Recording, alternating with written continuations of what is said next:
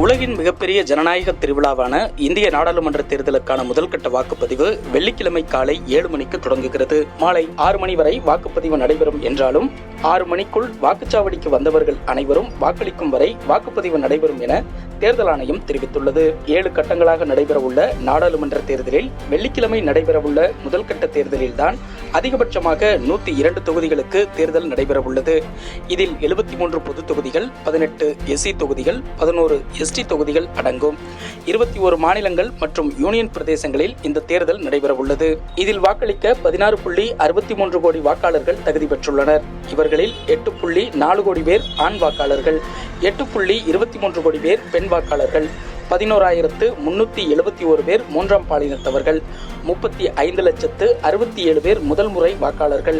20 முதல் 29 வயதுக்குள் உள்ள இளம் வாக்காளர்களின் எண்ணிக்கை 3.51 கோடி. முதற்கட்ட தேர்தலில் 1625 வேட்பாளர்கள் களத்தில் உள்ளனர். இவர்களில் 8 மத்திய அமைச்சர்கள், 2 முன்னாள் முதல்வர்கள், 1 முன்னாள் ஆளுநர் ஆகியோர் களத்தில் உள்ளனர்.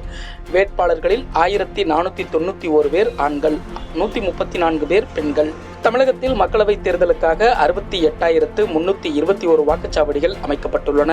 பதற்றமான 8,050 வாக்குச்சாவடிகளில் பாதுகாப்பு பலப்படுத்தப்பட்டுள்ளது.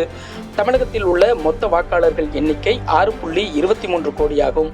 முதல் தலைமுறை வாக்காளர்கள் எண்ணிக்கை 10.92 லட்சம் ஆகும்.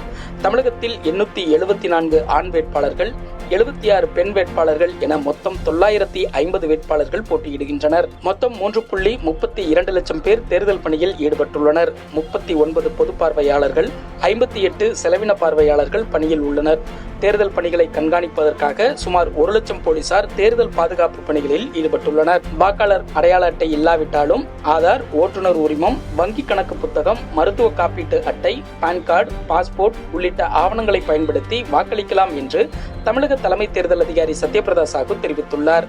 மாற்றுத்திறனாளிகள், முதியோர், கர்ப்பிணிகள் உள்ளிட்டோர் 1950 என்ற எண்ணுக்கு அழைத்தால் வாக்களிக்க வாகனம் அனுப்பி வைக்கப்படும் என்றும் அவர் தெரிவித்துள்ளார். மேலும் மூத்த குடிமக்கள், கண் பார்வை, உடல் இயக்க குறைபாடு உள்ளவர்கள் மற்றும் பலவீனமான உடல் இயக்கம் உள்ள வாக்காளர்களுக்கு வாக்குப்பதிவு நாளான வெள்ளிக்கிழமை அன்று சாதாரண நகர பேருந்து சேவைகளில் இலவச பயணச்சீட்டு வழங்க ஏற்பாடு செய்யப்பட்டுள்ளது என்றும் அவர் தெரிவித்துள்ளார். தமிழகத்தில் மக்களவைத் தேர்தலில் மின்னணு வாக்குப்பதிவு இயந்திரங்களில் பதிவான வாக்குகளை ஒப்புகைச் சீட்டு இயந்திரத்தில் பதிவான சீட்டுகளுடன் சரிபார்ப்பதை கட்டாயமாக்க கோரிய வழக்கை விசாரணைக்கு ஏற்க சென்னை உயர்நீதிமன்றம் மறுத்துவிட்டது. வழக்கு விசாரணையின் போது இதே விவகாரம் தொடர்பாக உச்சநீதிமன்றத்தில் தாக்கல் செய்யப்பட்டுள்ள வழக்கு நிலுவையில் உள்ளது. எனவே இந்த வழக்கை விசாரணைக்கு ஏற்க முடியாது என கூறி வழக்கை உயர்நீதிமன்றம் முடித்து வைத்துள்ளது. 95% மேல் எனக்கு ஒதுக்கப்பட்ட தொகுதி நிதியை பயன்படுத்தியுள்ளேன். என் தொகுதி மேம்பாட்டு நிதியாக ரூபாய் 17 கோடி ஒதுக்கப்பட்டது.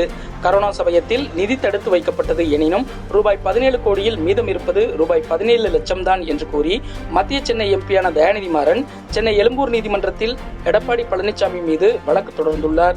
தொகுதி மேம்பாட்டு நிதியை 75% பயன்படுத்தவில்லை என பேசியதற்கு எதிராக அவர் இந்த வழக்கை தொடர்ந்துள்ளார். கள்ளழகர் திருவிழாவின் போது தண்ணீர் பீச்சுவதற்கு கட்டுப்பாடு விதித்த மாவட்ட ஆட்சியரின் உத்தரவை ரத்து செய்துள்ளது உயர்நீதிமன்ற மதுரை கிளை. முன் அனுமதி பெற்றவர்கள் மட்டுமே பாரம்பரிய முறையில் கள்ளழகரின் மீது தண்ணீர் பீச்ச வேண்டும் என்ற மாவட்ட ஆட்சியரின் உத்தரவை ரத்து செய்து உயர்நீதிமன்ற மதுரை கிளை உத்தரவு பிறப்பித்துள்ளது.